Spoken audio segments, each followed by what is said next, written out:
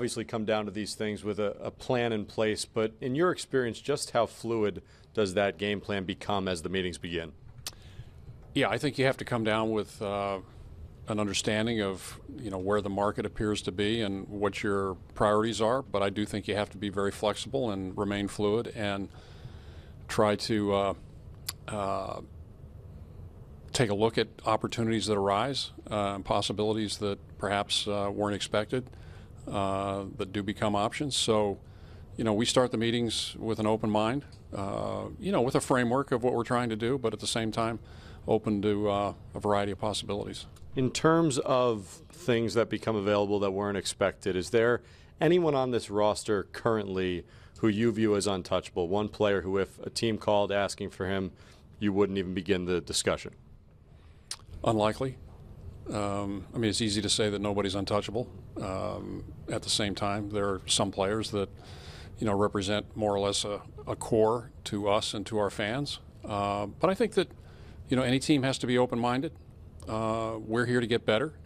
We think we can be competitive, so we don't want to sacrifice what makes us competitive. At the same time, we want to be as I said, open-minded as possible.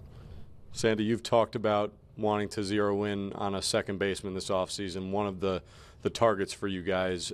Do you look at this free agent market and say there's enough there to improve ourselves at second base, or is that an area where a trade might be more beneficial? Well, second base is an area where, we have some flexibility and a possible opening. The other nice thing is there aren't a lot of teams in the game that are looking for second basemen. So when we talk about second base, it's really a function of, on the one hand, a need, and on the other hand, the possibility that aren't a lot of other teams, looking in that direction. As far as a trade or free agency is concerned, I just think we have to, take a look at both. Our farm system right now is not brimming with prospects, so in that sense, making a trade isn't as attractive. On the other hand, making a trade, giving up, a minimal number of talented players in exchange for, somebody that can help us, maybe on a shorter deal or what have you. So there are pluses and minuses of each approach. Sandy, in the past you've been a little bit hesitant to give out multi-year deals to relief pitchers. With the way that the game has clearly evolved over the last few years, is that something that you're a little more open to now? Have you changed your thinking in that regard? Well, I think you have to recognize that bullpens are a more critical part of the overall success of teams than they were 10 or 15 years ago. On the other hand, it doesn't mean you have to chase relief pitchers and overpay or overcommit. What's interesting is last year this time